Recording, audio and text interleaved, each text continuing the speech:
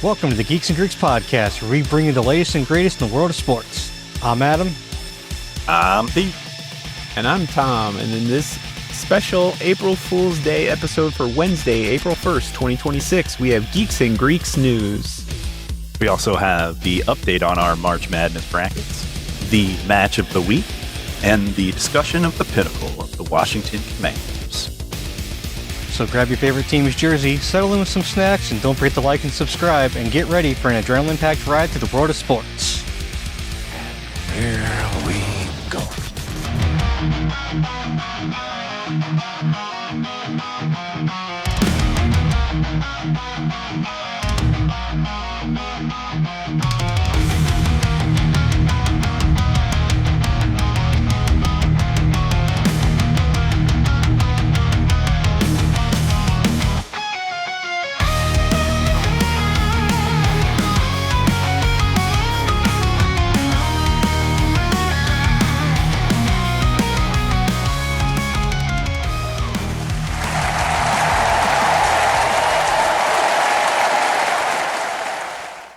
All right, welcome to the special April Fool's Day edition of the Geeks and Greeks podcast, where we always have something fun coming at you. And unlike regular weeks, what's going on for your guys' week?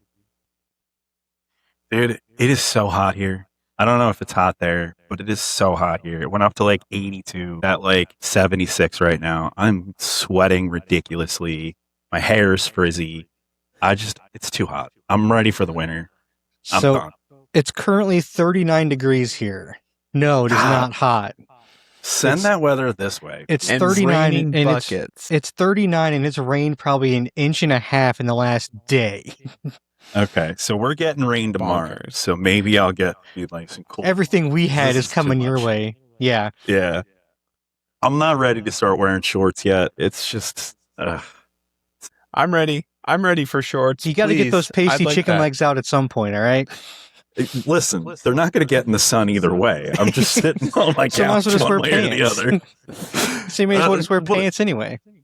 Yeah, but I mean, I don't just run the AC all day, all the time. I mean, it's April 1st. I didn't want to turn it on yet. Well, no, yeah. You crack open the windows, get some breeze going, and you're fine. Yeah, and sweat my face off.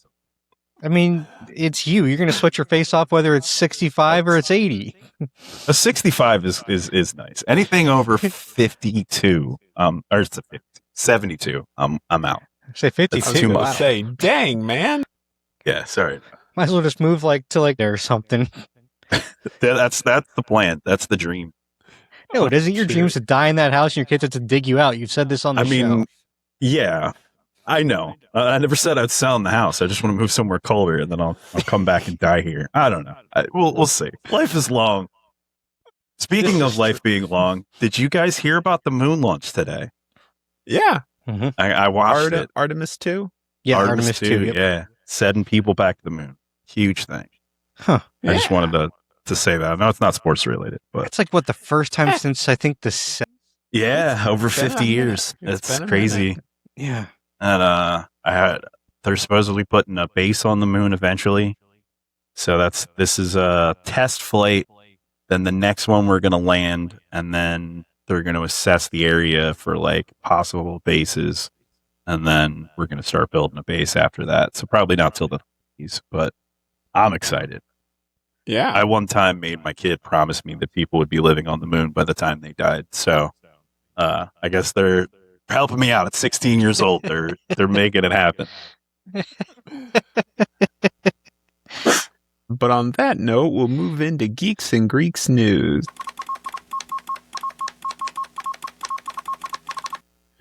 Starting off the news, during the final minutes of the Nebraska-Iowa game, Nebraska ran 4 players to Iowa's 5. It's a bold strategy, Tom. Let's see if it pays off for 'em. Iowa would go on to win the game 77-71, leaving several Nebraska fans to question why didn't the refs blow the whistle for Nebraska only having 4 players. An NCAA official was quick to point out that the rules only specify that you are not allowed to have 6 players on the court at once, nothing about 4. I mean, it's not the ref's job to tell the other team how to get their players on the court. That's the team's fault. Yep. Yeah. I mean, the NFL doesn't stop when there's only 10 guys in the field. They only stop if there's 12. I think it depends on who that 11th guy who's missing. Like, if you're going without the middle linebacker or out the quarterback, they probably will probably stop at that. The quarterback's not in the field. The play's not getting started. Philly special, baby. Quarterback's over there checking his text messages. So I have to ask the question, do you think that head coach Fred Hallberg is still going to be head coach next season, or is this the kind of thing that pretty much cements a pink slip? So I don't think it's a pink slip because this is Nebraska. This is not a college that's known to have top-tier sports since the 90s. So if this was more of a school like Kentucky or Duke or North Carolina or UConn, something like that, then yeah, probably. This is Nebraska. Nobody cares about basketball in Nebraska. I mean, not for nothing, but this makes the whole school look bad. Because, like, this is simple counting to the number 5. Like, and...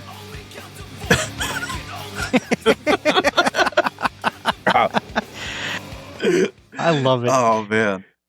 But, like, it's so simple that it's like, would I trust to send my kid to Nebraska if their coach can't count to 5?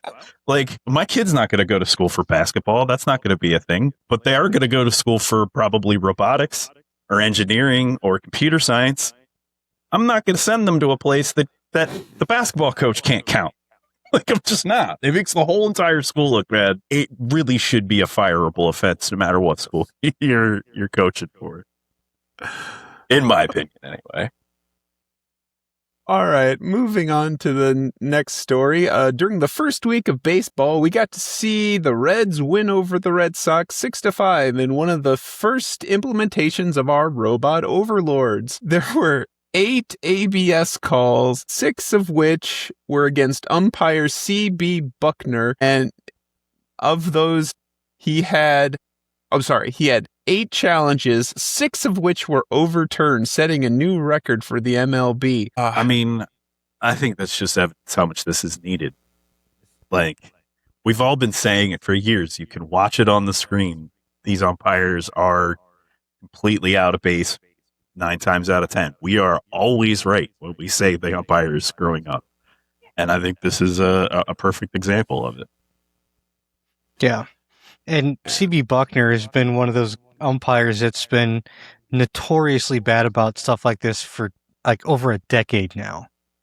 Yeah. My personal favorite is that 2 of the calls that were overturned were both strikeout calls against the same batter. In the same at-bat. Yeah, at the same at-bat. In succession. I was like, man. Good Lord, man. Yeah. I wonder what Kelce. Well, in one of the calls, they couldn't even. I don't think they could challenge because it was a base run. It was on a hit. So the batter hits a ground ball to. I'm pretty sure it's second base. It may have been shortstop. I'm pretty sure it was second. The fielder fields it clean and throws it to first. Or no, he threw it, but the throw was offline, which pulled the runner off, and the runner is safe. He hits first and runs through first like you do for baseball. You can run through first. If you don't turn towards second, you're still safe. So the catcher gets the ball that went past first base and throws it back to the first baseman on the bag, and Bucknor calls him out, saying that the runner never touched first base.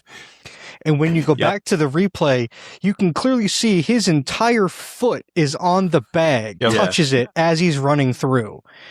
And they actually zoomed in on Bucknor's face, and he's not looking at the runner. He's watching the ball in a complete different direction. So he didn't even see the runner, and then calls the runner out for not touching the base when he never even saw it. Oh man. And it's like this was on MLB TV too. This is on like a national MLB broadcast, and the announcers are roasting him live on the air, saying how bad of an umpire he is for missing this call. Like, how is this not an embarrassment to the league and also to the umpires union that they don't just fire him after the game? Now, granted, I know they Yeah. have a union, so you technically can't. But it's like Right. you can just be like, you can go home or you can go back to AAA or AA or something. You can get rid of him. And like Right, he just doesn't deserve stop to be looking. umpiring a Major League Baseball game. Like when you miss a dude entire foot hitting the bag and then call him out, that's unacceptable. Oh, yeah. Moving on to an important sport, Travis Kelce has signed with the Chiefs, one of the craziest contracts I've ever seen. The foundation of which is 1 year, $12 million guaranteed. Now that $12 million is distributed over a couple of foundational things such as training camp, actually making the 90-man roster, which Travis Kelce, I kind of think he's there. But he's also got some incentive packages if he gets 60% of play. Sorry, misread that. If he gets 60% of, if he is there 60% of the time, he gets so much money, 70, 80%. If they make it to a Super Bowl appearance, he gets bonus money. But it's really convoluted. Yeah. That's how a team protects itself from signing a 36-year-old tight end to a 3-year contract. I can't believe it. Like 3 years? There's no way he has 3 years left in the tank. Not a chance.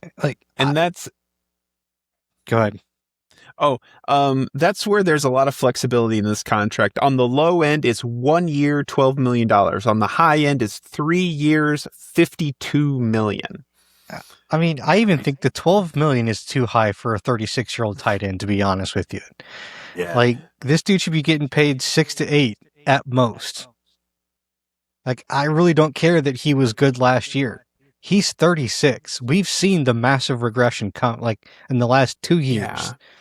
And Like, last year was the exception to the rule. It wasn't what he's been up to that. I mean, by tight end standards, it still was a pretty decent season. But at the same time, like the year he was in the Super Bowl, like 2 years ago, he was completely uninterested. Like he just didn't care the entire game. Not even when they were just losing. Like the entire game, it looked like he didn't want to be there. Like he would much rather be somewhere else. And like, I think part of it too, I know that he slimmed down before last year, and Andy Reid was talking about how, you know, he was running faster, looking leaner, and everything else. But I don't think it was as much that, and I think it was more that the receiving core in Kansas City was banged up. I don't think he had a good year. I think they had to go to him out of necessity because there was nobody else to throw the ball to. And like, yeah, he's still good at yards after catch, and he can still run over guys. Not quite the way he used to, but he can. But he's slow. You know, he's got good hands. He can go up and get the ball. He can fight for the ball in a contested play. And I'll give him all that. That's still there. But he drags ass. And compared to him 3-4 years ago, he's a completely different speed. And to expect him to put up even numbers like last year, if you have a healthy receiving core, I don't think he sniffs last year's numbers. You know, I think we go right back into the regression. Yeah, I mean, because, last year they started the season with, I think, their top 2 or 3 receivers either suspended or hurt. Because Rashee Rice, who's their wide receiver 1, didn't come back till week 8 because he was suspended for the first 7 games of the season. And then I think the other 2 were hurt. So you started the season on wide receiver 4 as your number 1. Like, I think Hollywood Brown was the number 1 receiver for like 2 or 3 weeks, which Hollywood Brown should never be your number 1 receiver, ever, if you're trying to compete and win games. Hollywood! Like, I mean, most catches on that team. I think this year, Rashee Rice, I think, is going to miss more time because he's got more legal troubles coming than he did last year. Like, this dude just doesn't know when to not be a moron and stop. But,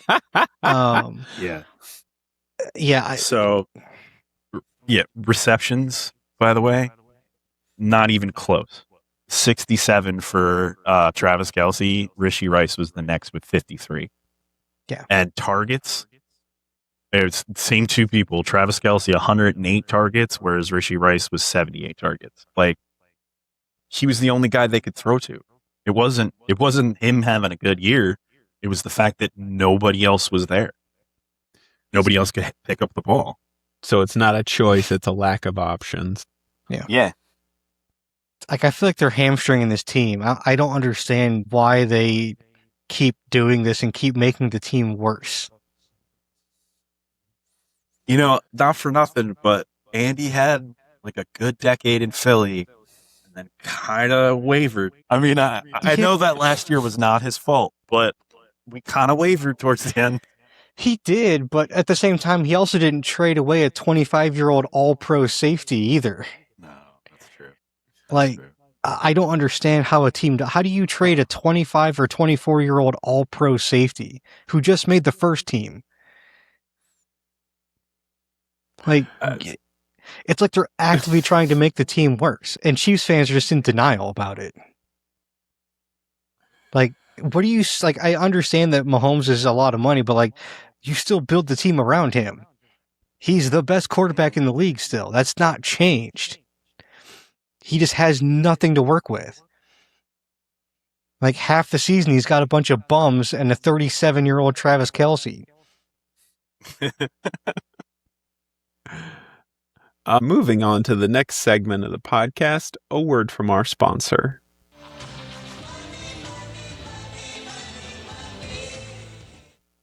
Hey guys, what's up? Before we continue our show, I want to talk to you about our new sponsor, Dubby. You ever feel like you need that extra oomph to power through those late night study sessions, clutch those game wins, or finish that epic video edit?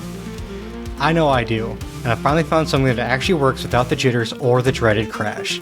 Let me introduce you to Dubby. That's right guys, we're partnering with Dubby and we're seriously hyped.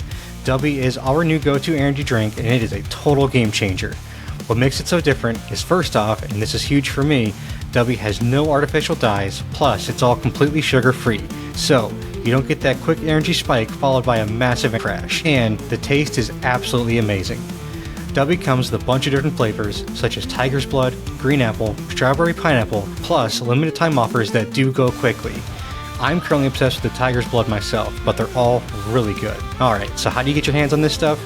Head on over to dubby.gg and use our code GEEKS10 for 10% off your entire order. That's dubby.gg, dubby.gg. Seriously guys, go give it a try. You won't regret it. We love this product and I'm sure you will too. It's definitely been a game changer for us and I'm stoked to be sharing it with the rest of you. Now, let's go ahead and get back to our show. That brings us into the recap of the March Madness brackets. I lost my notes. There they are. All right. On Sunday, we had UConn win over Duke in a buzzer beater that ruined so many brackets, including Adam and myself. But to get a full grasp of how bad our brackets did, let me bring this up. Starting in the East, Adam and I got Duke in the Elite Eight, and Adam got UConn. Hey. But no one called the East Championship. Nah, because nobody called Duke blowing a 15-point lead. I mean, I didn't have Duke or UConn in the match, so. I mean, like, did you guys watch the game? Like, at least the final part of it? Yeah. Like, this was just lack of coaching. And, like, this is the spotlight getting too big for some of these players. Like, I mean, and granted, to be fair, they're college kids. They're, you know, between the ages of 18 and 20, most of them. But, like, it was a simple, I mean, it's an inbound on, you know, the far end for Duke. But it was a simple trap scheme that's not that hard if you kind of just slow down and are coached well to defend against it. They just threw it away, and then UConn hits a logo 3 with 0.3 seconds left. That was crazy. Like, the dude just heaved it, and I mean, props to him for making it, but like, UConn never should have turned it over. This is when a lack of real point guard play hurts teams. Yeah. And it's just, it was bad. I mean, it's a bad look for Duke. They were the favorites coming into this. And, I mean, I said, not for nothing, UConn is the number 2 team in this bracket, but still, like, they had a decent lead in the second half, and the fact that they lost it on that was embarrassing. That's more of a fireable offense for Duke. Moving into the South, Pete got Iowa correct, and that is where the Geeks and Greeks success ended. Yeah. With Illinois taking the South Championship. Moving into the Midwest, we all got Michigan, and took Michigan into the Midwest, and I took Michigan into the Midwest Championship. Go me. Corey Taylor let me down.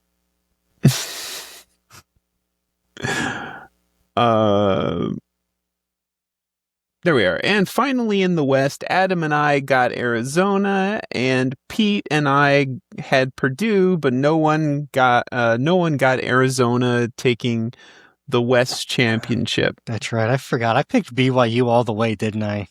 Yes, you did. Yeah. That's bad. Yes, it's very bad. It's very bad.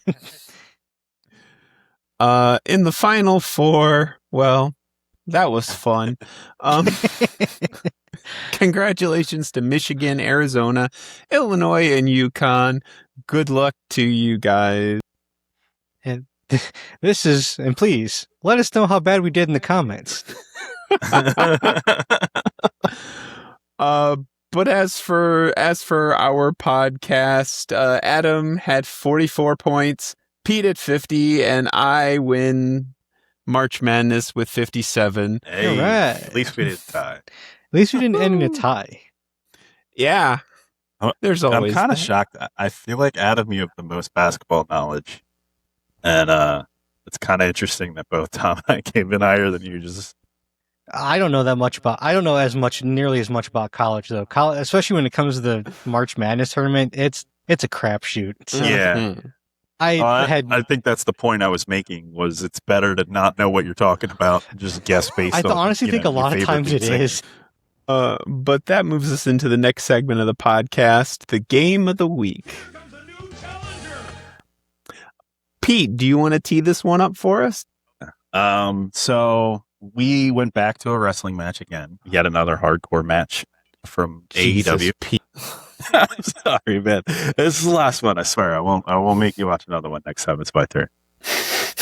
He's But lying. this was the culmination of like a 2-year-long story in which Mariah May and Toni Storm had mentor-mentee relationship for a while. And then they grew to be best friends, and then they betrayed one another. Toni Storm kind of went away for a while and then came back and won her championship back. And then this was Mariah showing back up and being like, I know you won your belt back, but I'm just going to take it again. Toni Storm did not let her. This was a wonderful ending to the story. I think there's really no other way it could have been done. The wonderful thing about this, and I do miss Mariah May, but this was her last match in AEW and last time we saw her in AEW. And so to see her just completely bloody, passed out, looking like a dead person, and Toni Storm's just like holding her, like practically crying over her limp body, and there's just the end up on the Jumbotron, is just the perfect last view of Mariah May. And like it very much is kin to a kayfabe death, I think. So it's almost like a fight to the death, and Toni Storm won, and her friend is now just this bloody mess in front of him. But my God, I think my favorite spot in women's wrestling of all time happens in this match, and that's when they both go underneath the ring at the same time, and they pull out matching buckets that are full of broken glass and champagne bottles, and they tape their hands up.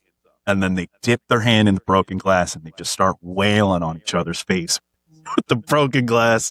And then they're fighting. And Mariah gets one of the champagne bottles and she breaks it in the crotch of Toni Storm. And I mean, this thing just shatters and Toni just drops like a rag doll. And all I can think is like, man, Juice Robinson must have been really pissed at Mariah May after this match because he probably didn't get to see his wife for weeks. Don't My touch me. goodness, that Don't must even have look hurt. at me. Yeah. So what'd you guys think? Do you want to go first, Adam, or do you want me to take this one? You go first. Okay. Once again, I made the mistake of watching one of Pete's wrestling matches while I was eating my supper. Man, you need to get a tighter stomach, Tom.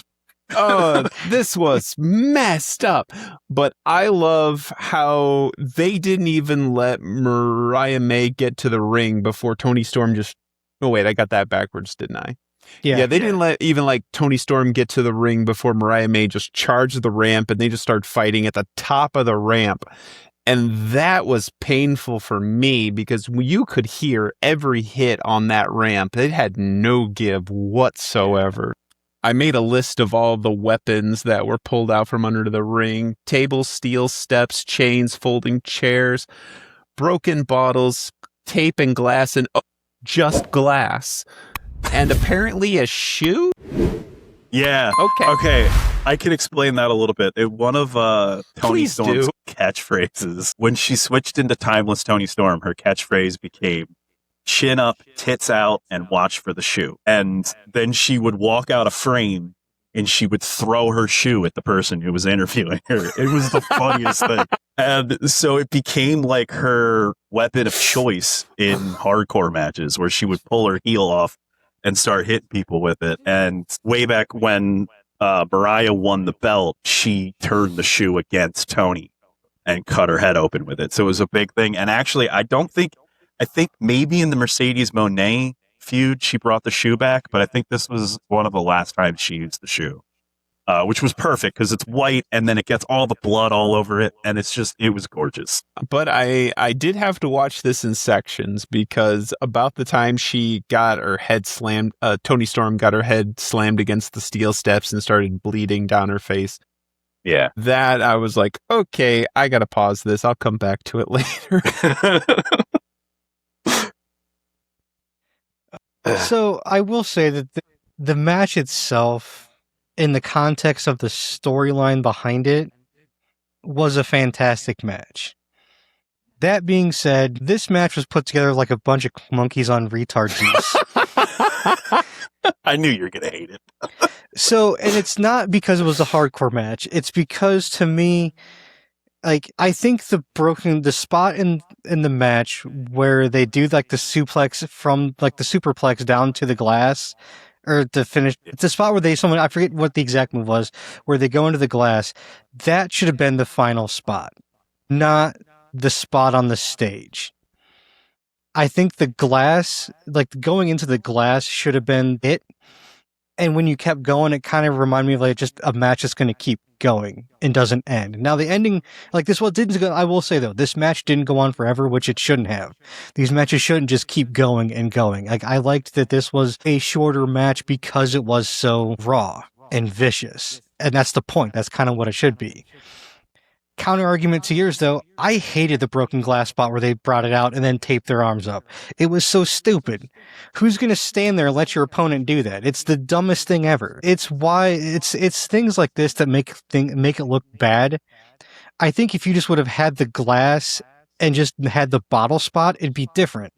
Because then especially if you set up to where you don't know the bottle's there, it's fine. But to take 2 or 3 minutes to get it out, tape your hands up, put your fist then into the glass. It's dumb. It's dumb as shit, and it takes it out of the match. I hated it. It was so stupid. And like I said, it's not because it was a hardcore match, because the last one we watched, which was the Briscoes and FTR, it was also a hardcore match. And it was, I think, set up better. So it's more of the psychology and just the spots they did, not overall as a match. Like I said, overall as a match and why it happened and how it happened was really good. And I think the end, how she was basically, like you said, holding her and crying, and as the end of their feud makes sense. And I did like that. I just think the glass spot where they went into it should have been the end. So I mean, I I could see your point. My disagreements are basically, one, they had the Hollywood sign up there. Her going through the table with the Hollywood sign on it clearly had to be the Hollywood ending. And I mean, they have the two Hollywood stars of their two names there while they're fighting, and they showed that in the shot too. That really needed to be the visual of the ending. I can see what you're saying. Maybe you don't put that spot in because you know it has to finish on the Hollywood table. Or put the glass on the table, and there you go. Yeah. Like, don't put it in the ring. Do that on the table at the end. Like that. Yeah. Like, if you're gonna do that spot, that should be it. Yeah. That was honestly one of my biggest criticisms was that. Like, that should have been the final spot. Put it on the table, and we're perfectly fine. We're good. And it sets up a lot better, I think. I think my counter argument to your point about the glass knuckles, I think that spoke to how much these two wanted to hurt one another, but also how much both characters were theatric. You know, Mariah May calls herself the glamour. You got Toni Storm, who thinks she's a Hollywood actor from the 40s, you know, and they are very, very much about the show. And their blood feud had gotten so bad that it wasn't about winning at that point. It was, you need to do a symbolic way of defacing you. And this is the most brutal way I can think of. And both of them thought of it enough to stage it. Now, you could see in Mariah, she was less willing to do it. She didn't want to do it as much. And like her faces also told a bit of that story. She was like, I knew Toni was going to do this, so I did the same. And now I have to. And you could say, all right, well, she could just attack Toni while she's setting up. But that doesn't lend to their character. Like, their characters are more about the stage performance and how much this feud had boiled over. So I think it made perfect sense in the storytelling, but I do see your point of view. I think you could get away with it if you had a bigger spot beforehand where one of the two was kind of knocked out and didn't have both of them doing it at the same time. Yeah. Like, do the spot at separate intervals, different people throughout the match, not kind of squaring off together. Yeah. So I think you can still do that. I think there was a better way. Like I said, have like Mariah or either Toni. I think at one point Mariah did her sit out pile driver on the stairs, on the steel steps at one point. Yeah. Right there. Then that's when you go get the glass and stuff, because then she's knocked out from the pile driver. And then later on, one of Toni Storm does a bigger move like that outside. Then she gets it and does it to Mariah in response. So I think you can still do it. I just think the way they did it wasn't the best way to do it. But I also get what you're saying too. Like, I understand the boiling point, how it's boiled over, and how they just want to beat the crap out of each other. So I also want to say this announce team is fucking terrible. If you compare it to Ring of Honor's announce team, this 4-man booth is atrocious. Absolutely atrocious. Because it's like you got Excalibur trying to call the match, then you got Nigel McGuinness, who's a good announcer, also trying to randomly interject, then you got JR making some random 90s and 2000s references he used to do, and then Shivani would randomly throw stuff in that made no sense to the match whatsoever. It's like, this is just chaos. Like, this hurts the match more than it helps it. So I'm a big advocate for never go back and watch your childhood favorites, because it's never as good as you remember it. That is how JR is, in my opinion, in this match. He is really, really good in my memory of 90s and 2000s wrestling. Yeah, he is not good here. Well, he's also needs to shut the fuck up, man. He needs to retire. And how many strokes has he had?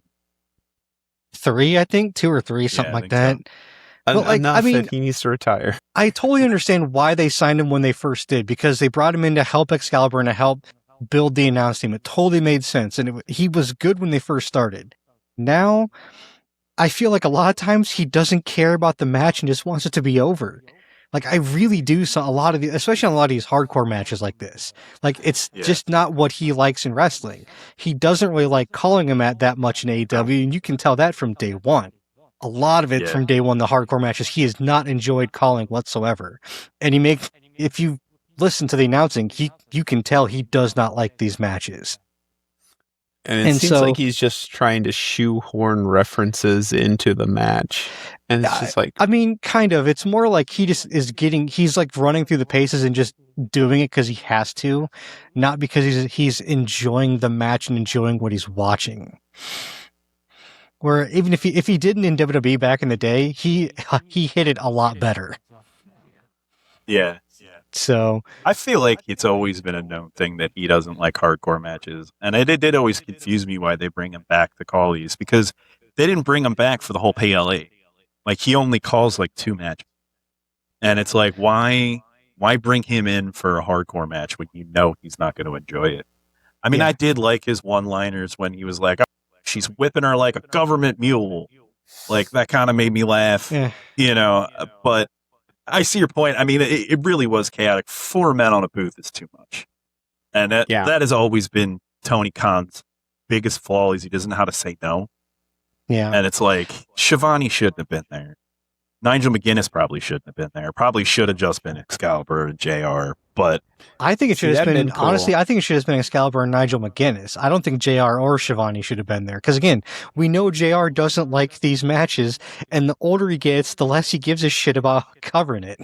Oh, I just had a brilliant idea. You need to split this commentary into 2 pairs and have it as options for when you're watching this match online. Do you want the JR commentary or do you want the Excalibur commentary? This would be an amazing option for the website. That would be actually pretty funny. Yeah, I can't say I wouldn't flip between the 2 just to see what it's like. Right. Also, it was funny. So at one point, I think it was in the beginning of the match, Toni Storm they were coming down the ring to the actual ring in the beginning of the match. And a couple of the different facial expressions that Toni Storm was making, I'm like, this really reminds me of Paul Bearer. Because she just had that, like, oh no kind of face that Paul Bearer used to get and stuff. Along with, like, the whiter makeup, because she's going for that more, like, he's more, like, silent era black and white look for her. I'm like, I feel like I'm watching the female version of Paul Bearer in a match all of a sudden. Like, just the way the angle and everything else caught, I'm like, that's not a good angle. That's movie angles with flip cameras. Yeah. Oh, but wow, I can't imagine a worse insult than comparing a female wrestler to Paul Bearer. I mean, it was the facial expression, just the way that she did it and the way her makeup was. I'm like, oh man. You're absolutely spot on, but wow, what an insult. Yeah. I mean, like I said, she did good in the match, and overall the match itself was good. There was a few spots here and there that I just didn't like. But overall, I did actually like this match. So I do got to say that being Toni Storm's butler is the best gimmick that Luther has ever had. Oh, and he should not do anything else. This is where the pinnacle of his career has got to. My only criticism for this match was Luther. Mariah May should have tasered Luther with that taser. Yeah, the taser. Yeah, that should have been how the taser got removed from the match. Was she tasered Luther and he kind of grabs onto it and falls off the ramp or something? I do feel like he kind of got punked out of how he got taken out of this match. Like, she literally just pushed him backwards and he fell over the table. Yeah, I mean, but it wasn't just the table. If you remember, it had like a arrangement of champagne glasses. There was a thing. So he fell into like a whole bunch of glass was what it was supposed to look like. But it was like, it would have been better if the table broke. The fact that she just kind of fell over it, we didn't get to see any of it, and then it Luther just had the AEW disappeared. banner in the front as it's sitting there because that's the way it landed. Like, that's anticlimactic. But oh well, it's a valet. We really don't care. I mean, despite your opinion being correct about Luther being the biggest problem with this match, this is still his best gimmick ever. He shouldn't go anywhere else.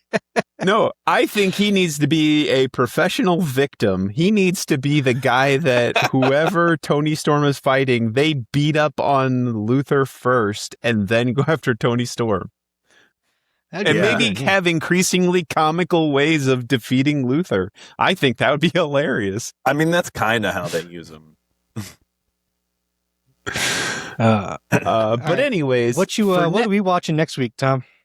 All right, for next week, I have a wrestling match. No, not really. Oh. I'm just kidding. Last time I gave you guys Super Bowl 41, so I'm going to take a massive leap and go to Super Bowl 42. And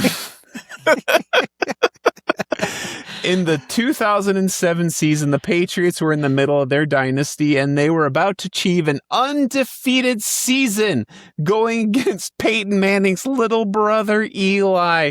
If the Patriots win the Super Bowl, they will achieve a perfect season, which has only been achieved by the 72 Dolphins. Tom Petty played the halftime show, R.I.P. Tom. Toe taps, going out of bounds, trapping catches against helmets. So many great on-the-field moments. I can't wait for you guys to see them. Trapping bad passes against helmets. Yeah. It was a terrible pass. If it's a completed pass, it's a good pass. No. That is Even Eli Manning has admitted it. When they interview him and they ask him about it, he's like, listen, I'm not proud of those at all. I'm the one who threw the ball. Those passes were awful. Yeah, that David, well, the catch itself was absolutely like historically amazing. That pass was terrible. He never should have had to go up that high to get it, to pin it against his helmet. But the catch was fantastic. Yep. Yeah. That's this entire Super Bowl. It's chock full of these moments of holy cow, how did they pull that off? That is superhuman. Yeah. And I can't wait for you guys to watch it and tell me what you think. All right. Moving on into the Pinnacle of the Commanders. The Pinnacle, where we examine a specific team of the NFL and speculate of the best players of each skill position. This week, we speculate on the Washington Commanders. First off, we'll start with the quarterback. Pete, who did you think was the best quarterback for the Washington Commanders? So you're probably going to call me a homer on this one. I'm just going to say it. For me, this came down to Joe Theismann and Sonny Jurgensen. And Sonny Jurgensen, he won his championship in Philly. So Yes, he did. Kind of, I couldn't factor that into my decision here. But he did have really good years in Washington. He had 3 seasons over 3,000 yards, which I know doesn't sound like a lot, but Washington Commanders, like this was the bar that I was looking at. He had more TDs in Washington than Theismann did. He had less interceptions than Theismann did. He also had 2 more Pro Bowls than Theismann. Like I think it's pretty clear that it's Sonny Jurgensen, not just because he was a Philadelphia Eagle, but that is my pick. Adam, Commanders quarterback. So I want to make note that Sonny Jurgensen never won a Super Bowl. He won an NFL championship, which is a big difference. Because when he won in Philly, it was not the Super Bowl era. This was still in the NFL and the AFL were separate leagues. But Pete is right. Jurgensen did have more accolades as far as Pro Bowls and All Pros, and even more All Pros, because Joe Theismann only had 1. However, Joe Theismann not only was he an All-Pro first team, he also was an MVP, Super Bowl champion, and an Offensive Player of the Year, which Sonny Jurgensen never was. So I picked Theismann for that. And it was close, though. Like, I was going back and forth between the two. I really was. For me, that's what kind of put Theismann over more, was the fact that he has an MVP and also won a Super Bowl. So I guess really they both have a championship, so that can even negate. But the MVP kind of put it over the top for me. In that, I mean, Jurgensen, as far as I could find, never even finished in the top 5 for MVP voting his time with the Redskins. So that's kind of what did it to me. And also, I kind of feel bad for Joe Theismann, everyone else, for having to have his career ended the way it did by Lawrence Taylor. But I will also say, if you look at because 85 was the year it happened, he was not playing well in 85, so I think he was on his way out anyway. That may have been his last season regardless. But either way, the choice was made for him. Is it weird, like irony, that his last name is Theismann and he broke his leg in such a bad way? Yeah. There's a funny story about that. His last name is actually Theismann, but he changed the pronunciation of his own name when he was in college to make it rhyme with the Heisman Trophy. So he said hilarious. He was Theismann. But anyways, I I had the same conundrum as you guys, except I also had Doug Williams in the mix, but I dropped Doug Williams because while he did have a Super Bowl win, he was only there for 4 seasons. So it's a kind of a weak career in Washington. Then when I was down to Sonny and Theismann, they were super close, but Theismann has 2 Super Bowls, 1 Super Bowl win, and the MVP. So I had to give it to Theismann. Adam, who do you think is the best Commanders running back? So I picked John Riggins, and it's hard because I don't really like picking fullbacks, but it's crazy because we get back in like the 60s, 70s, and even early 80s. Some of the best running backs were fullbacks in the league. They truly were. That's just the style of offense that a lot of the teams played. And I mean, he had, he was there for quite a while. He was also on that 1983 Super Bowl team as well with Theismann. He got an All-Pro first team, 79 touchdowns, and almost 7,500 yards. I mean, for a fullback, it's pretty impressive, and it's hard to not pick him, honestly. Like, it was really tough, and it was a toss-up for me between him and Clinton Portis. Clinton Portis was number 2, and he was there less time than Riggins was, but he was a beast while he was. Pete, running backs. Yeah, I mean, I think it's kind of funny to me that in the teams that we've done, I recognize more names in Washington than any other team. Obviously, I'd been paying attention, but when we were looking at running backs, it came down to 2 guys I'd never heard of before. I mean, I hear your point about Clinton Portis. I may have eliminated him a little early because I thought it might have been recency bias based on like remembering him play. But for me, it came down to John Riggins and Steven Davis. I really felt these guys were really close, but Riggins being on the Super Bowl team kind of won it out for me, so I went with Riggins. I likewise was split between Riggins and Portis, but the thing that clinched it for me is not only was he part of Theismann's Super Bowl run, he managed to snatch the MVP of Joe Theismann's Super Bowl. So that gave it to me. That gave it to Riggins. Sorry, Portis. I really was rooting for you because I've actually seen you play. But I mean, I like Steven Davis though too. I remember watching him play because he played in Carolina before he went to Washington. Yeah. But before we move on, I have to point out, there was a running back for Washington between 81 and 84 named Joe Washington. Now, this put me in the mind of Leon Sandcastle and just Joe Namath in a bad costume going into the Washington Redskins, and he's like, "My name is Joe," and then he looks past the person. There's a giant Washington Redskins banner. He goes, "I'm Joe Washington." I'm not gonna lie. When you first said his name was Joe Washington, my first thought was, "Is that what they call John Doe's in Washington D.C. when they can't identify him as just Joe Washington?" Just Joe Washington. Oh man. Joe Washington would be a better mascot than whenever that. Yeah, and I don't get the pig, man. Like, I get the pig skin, I guess, but like, they were never called that.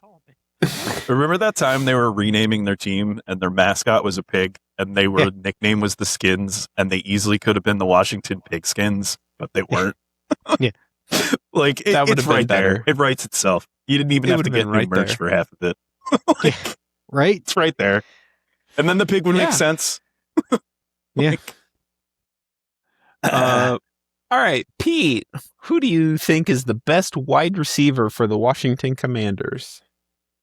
Yeah. So this one was hard for me. I feel like for a team that has so many championships, they don't have a lot of star players. I feel like people just didn't stick around long enough for me to really want to factor them in. I don't know. So you got Art Monk. I think he's got a lot of flash. He's got the most yards. He's got 2 Super Bowls, but he didn't get a lot of touchdowns. He didn't have a single year with double-digit touchdowns. He only got 3 Pro Bowls in 14 years in Washington. You got Charlie Taylor. I mean, he didn't exactly crush it in yards, but he's got more touchdowns. He's at least got 1 year double-digit touchdowns, which was hard to find. Maybe it's recency bias, but those guys are my honorable mentions, and I'm going with Scary Terry. Ooh. You know, he only had 2 Pro Bowls. I get it, but he was over 1,000 almost every season. The only 2 he wasn't over 1,000 was his rookie season and last year where he only played 10 games. Like, I think he may not have been the most decorated player on their team, but he was consistently good for a sustained period of time on the Washington football team. And I think that's who we got to go with. That is my pick. Adam. I also want to make a note here, as well as with Scary Terry. He's got no real quarterback play. Yeah. Like, there hasn't, the whole time he's been there, they haven't had a legit starting quarterback until Jaden Daniels technically 2 seasons ago. Because we just finished up his 2nd year, and he was even hurt most of this year. So this year he had Jaden Daniels and Marcus Mariota throwing to him. And granted, he was hurt, but he probably still would have put up close to, if not over 1,000 yards this year. So I got to give it. I ended up going with Art Monk because of the yards and also because of the catch percentage where he had, 57% catch rate, which again, in those days is pretty good. Like, some of these, it's like you have to kind of put into perspective that in the 80s and stuff, they weren't throwing as much and there weren't as many rules either. And you were pretty much fair game no matter where you were on the field. So we kind of got to keep that into a perspective too with some of these guys, with some of the older guys, is that it was a lot harder and a lot rougher to play back then. It just was. Like, now, was some of the athletic ability the same? No, obviously it wasn't, but it was a lot more physical and tough to play back then than it is now. So, and my honorable mention was Charlie Taylor. I also had Art Monk, Charlie Taylor, and Gary, with the addition of Gary Clark. No one's talked about Gary Clark because he was kind of my distant third as well. But Pete makes a hell of a case for Terry McLaurin. Yeah. I'm like second guessing my choice now with Art Monk. I honestly was looking at Santana Moss too. Yeah, Santana Moss was another one that was in my list. But before we started this, I chose Art Monk because he had the best in yards per season and touchdowns per season and did it for 14 years. So I'm a big fan of longevity with an organization. Yeah. But dang, McLaurin would be a good choice too. Yeah. For these kind of things, for like the best of an organization, I try to find guys that have done it consistently for a longer period of time with the organization too. Like, if you've only been there like 3-4 years, you're not the best from that organization because you weren't there that long. Yeah. So yeah, I for this route, I also look for length of time with the team as well. So moving on to the tight end position, Adam, who do you think is the best tight end for the Commanders? So this actually wasn't as hard as I thought it was going to be because they actually had a couple decent tight ends in this organization. I went with Jerry Smith because he was also there for the Super Bowl run in '83. And I mean, again, in his career, he put up 60 touchdowns with this team, which for a tight end, it's fantastic. It's only 5 less than Art Monk, who was there for 14 seasons. And he did not play for 14 seasons. And at this time period, tight ends were expected to block a lot too. So he had to be a pretty good blocker on the line, as well as a fantastic receiving tight end for his time. So I went with Jerry Smith on this.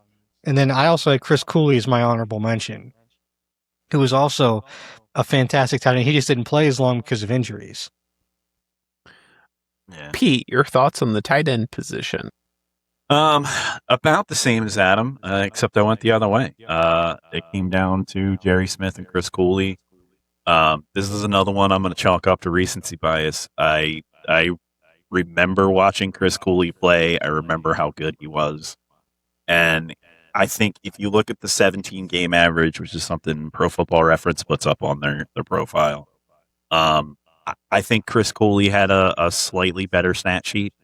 I mean, they're both tight ends. I had one on my team. Don't get me wrong, but I like Cooley a little bit better, so he just edged Jerry Smith out. I'm in Pete's boat. I was down to Cooley and Smith, and I went with Cooley just because he played during the Peyton Manning era. I also have Jordan Reed on my honorable mentions, but he had, 6 seasons? So he's on the high end of a good career with a team, but his was the same thing with Cooley, though. That he just couldn't stay healthy. That was his problem. That was Jordan. Like, Jordan Reed is also a fantastic tight end. He could not stay on the field at all, and it sucks. See, I mean, do you notice a bit of a pattern with the stars in Washington? I'm just gonna say. What are you insinuating, Pete? I mean, but moving on to the kicker position, I'll go ahead and take this one. For me, field goal percentage is key. And I was down to Dustin Hopkins, Chip Lohmiller, and Mark Mosley. These were the 3 big superstars for the Commanders when it comes to the kicker position. And Dustin Hopkins had 84% of 194 field kicks. Now, he's the low end quantity-wise of the all-stars for the Commanders. But at 84%, that cannot be ignored. I had to give this to Dustin Hopkins. Yeah, he blew the rest of them out of the water as far as accuracy goes. Like, the rest of them weren't even close for this. Nope. And those were also the 3 I had because those were the 3 that were there for like more than 5 years. Correct. I mean, it's one of those things that so far of the teams that we've done, it's been really hard to find a kicker that's on a team for more than like 3-4 seasons. yeah. And so it's like when I find a kicker that's been there for 7-8 years, it's almost like, well, that's almost an automatic bid to at least be on the list because no one else stays around that long. But yeah, and it's funny because Dustin Hopkins played in the the mid to late 2010s, and I don't remember this dude at all. Yeah. I don't remember him at all. Yeah. He played less than 10 years ago. Yeah. And I don't remember this dude once being ever named in a broadcast I watched, which is crazy. And this is the NFC East. You guys are watching these games. I should at least remember, he said he was there for, I think, 7 years. So, you'd think I would have remembered hearing his name once. I don't remember hearing this dude at all, ever. Yeah. Pete, your thought on the kicker? Yeah, I mean, that was honestly my problem with most of Washington's kickers. I wonder if I just don't pay enough, or I don't pay attention to the kicker opinion or the position. I know I'm going to have a strong opinion when we get to the Eagles. I don't know if I have a strong opinion here. I don't know if I've had a strong opinion on a kicker yet, to be honest with you. Yeah. I also picked Dustin Hopkins. The only name that I really recognized was Sean Sweezum. And he was in the top 10. Yeah. And I just remember calling him Sweezum to the left, is what we called him back in the fraternity days. And other than that, I was like, have I ever heard of a Washington kicker before? I had to just go off stats. And we're talking field goal percentages, but another thing that I did look at was distance. And he hit a 56-yarder as his longest kick in Washington. And of the people that I kind of had narrowed it down to, he had the farthest one, as well as being really high up there on accuracy. So I think Hopkins is the right choice, but I don't know why I don't remember him playing at all. Yeah. Well, that is it for the Commanders. Tune in next week where we examine the pinnacle of the Philadelphia Eagles, and Pete will tell us why Adam and I are wrong. Hey. Adam, bring us home. All right. So that will take us into our final segments. And you know what? I'm going to switch it up this time. Tom, what have you got for us this week? Congratulations to Chase Elliott for winning the Cookout 400 in Martinsville. Tyler Riddick of Team Jordan finished 15th, so he is still a strong contender in the points bracket. We're like in week like 5. I know. The points bracket is young. All right. He's still crushing it. That hat trick at the beginning of the season he just pushed him like light years ahead of everyone he's else. at 50% win rate, I think, right now. Either like 50 or 66, one of the two. He's good, yeah. All right. Pete, what you got for us? Well, I want to give a shout out to Sami Zayn winning the USA title on SmackDown last week, taking off Carmelo Hayes. I think he's going to be transitional champion to Trick Williams, which is kind of sad, but congratulations for winning that belt. Find yourself on the WrestleMania card. I really hope that Carmelo gets on the WrestleMania card somehow, like an actual real match, not just as like an interference piece. I don't understand why we couldn't have just done Carmelo versus Trick, but apparently that would have been we an needed absolutely to put the belt on. fantastic match. It was when it was at Stand and Deliver 2 years ago. I was there. It was amazing. Like, I don't know why they wouldn't just run that back. I don't know. Who knows? I don't know. We've talked about decision makings before going into WWE, so yeah. But mine is going to be the F1 Formula Series has hit a bit of a snag.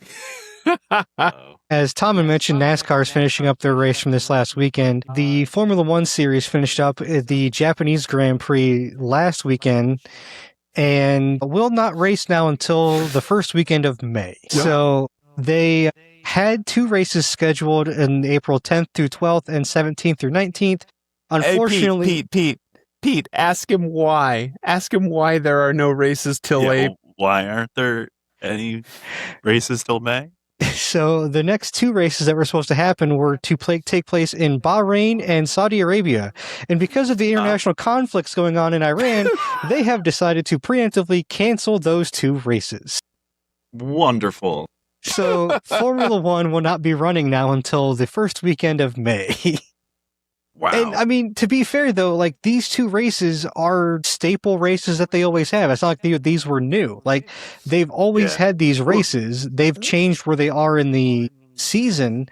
I think it was 2 years ago or for a little while, Bahrain was the first race of the year, but now they put Bahrain and Saudi Arabia back to back because they're in the same area. So to cut down on travel costs, they put the 2 races that are right next to each other country-wise, or at least, very close, they put them together. And unfortunately, they now have to cancel those 2 races. It's an inconvenient time to have Saudi Arabian matches. It's better than what I thought, because I thought you were going to say that gasoline prices had got so high that they couldn't afford it. These teams spend tens of millions of dollars a year to race. Gas prices don't mean jack shit. I mean, that's fair. That's fair. But it is Japan. The location is in a danger zone at this point. Yeah, a little bit of a danger zone. Yeah. So probably not a good idea to have sports. So the next race for F1 will be May 1st through 3rd at the Miami International Autodrome down in Miami, Florida. Have a good month break, boys. Yeah. And that'll be it for this episode. We hope you guys enjoyed it. Thanks for tuning in. Be sure to like and subscribe so you never miss an episode of the Geeks and Greeks podcast on YouTube, Spotify, Apple, and Amazon.